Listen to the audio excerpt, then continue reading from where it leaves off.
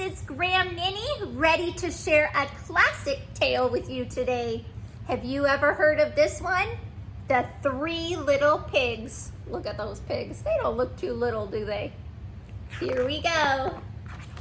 This one is told by James Marshall, but there's lots of versions of this story. This is a good one with good pictures, so we're gonna use this one. Thank you, James Marshall. Once upon a time, an old sow sent her 3 little pigs out into the world to seek their fortune. Now be sure to write, she said, and remember, I love you. Off they go.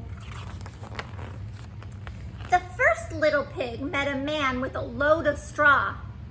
I know, said the little pig. I'll buy your straw and build a house. Well, that's not a good idea, said the man. Mind your own business, thank you, said the little pig. And he bought the straw and set about building a house. It took him no time at all. Would you like a house made out of straw? Would that do very well in the wind or the rain? Very soon a lean and hungry wolf happened by. Pig was just about his favorite food in the world.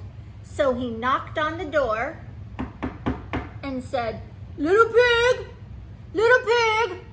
let me come in. To which the little pig replied, no, not by the hair of my chinny chin chin. How do you think the wolf's gonna take to that? This annoyed the wolf to no end, and he said, well, then I'll huff, and I'll puff, and I'll blow your house in. Go right ahead, said the little pig. So the wolf huffed, and he puffed, and he blew the house in. That straw was no match for that wolf. The second little pig met a man with a load of sticks. I got it, said the little pig. I'll buy those sticks and build a house. I'd think twice about that, said the man. Oh, pooh, said the little pig. What would you know? And he bought the sticks and went to work building a house. Very pretty, he said. I love that they're confident in their work. However, no sooner had the little pig settled into his pretty house than the wolf happened by. He was still hungry, and he said, little pig, let me come in. To which the little pig replied, no, not by the hair of my chinny chin chin.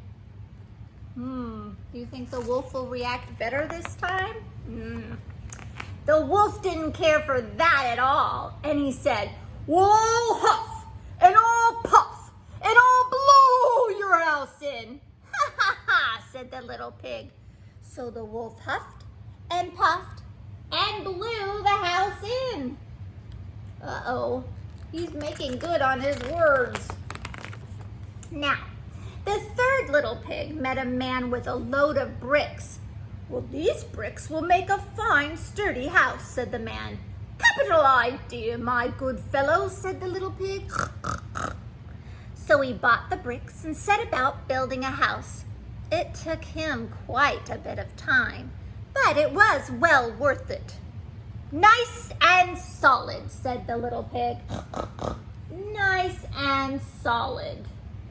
Would you rather live in a house of sticks, straw, or bricks? But no sooner had the little pig moved in than he noticed the wolf loitering about. And the wolf, who was still hungry, said, little pig, let me come in. To which the little pig replied, no, not by the hair of my chinny chin chin. I like that none of them opened the door for the wolf.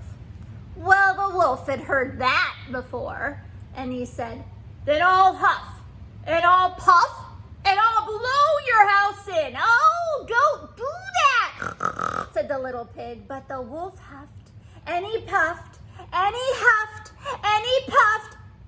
until he was quite blue in the face. The house stood firm. "I'll try another approach," muttered the wolf, and he put on his most dazzling smile. "Little pig, I was only teasing," he said. "By the way, I hear tell that Farmer Jones has the most scrumptious turnips. Shall we go pick a few?" I'm much too busy now," said the little pig. "But what about tomorrow morning?" "Excellent," said the wolf. "I'll come for you at 6. That's not the brightest choice, is it? The next morning, the little pig got up at 5, hurried off to Farmer Jones' turnip field, picked a basketful of scrumptious turnips, and dashed back home. When the wolf arrived at 6, the turnips were already boiling in the pot. "Oh, sorry I couldn't wait," said the little pig. The wolf tried not to show his displeasure. "No harm done," he said. "By the way, there's a lovely apple tree down in Merry Meadow. Shall we go help ourselves to a few apples?" "I must cook my turnips," said the little pig. "Let's meet there tomorrow morning." "Oh, splendid," said the wolf. "Shall we say 5?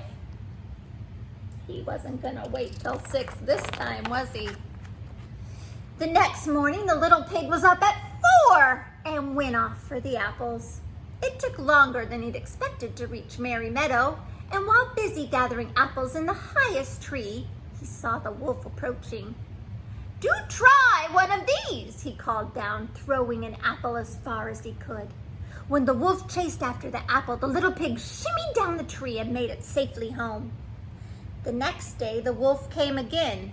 Really, he was quite put out. "There's a fair today on Hog Hill," he said. "Would you care to go?" "Why don't we meet there?" said the little pig. "Would 3 o'clock suit you?" "Colossal," said the wolf. 3 it is. Just to make sure, though, he would be there at 2.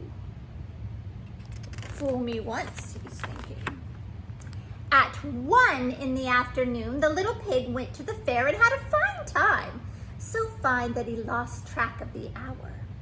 Suddenly, out of the corner of his eye, he saw the wolf coming up the hill. Without a minute to spare, the little pig jumped inside an empty butter churn and rolled down the hill toward the wolf. Well, the wolf was so scared, he ran all the way home. Scared of the butter churner. That evening, the wolf went to the little pig's house and told him how frightened he'd been by a great round thing that came down the hill. "Frightened you, did I?" said the little pig. "That great round thing was a butter churn and I was inside." This was simply too much for the wolf to stand. "I've been nice long enough," he cried. "I'm going to eat you up right now." And he climbed onto the roof. When the little pig saw this, he put on a big iron pot in the fireplace and quickly stoked the fire. "Here I come," cried the wolf. "Dinner time!" "You can say that again," said the little pig.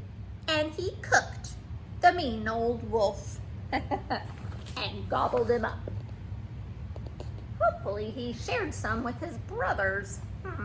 Hope they were okay. I love that story.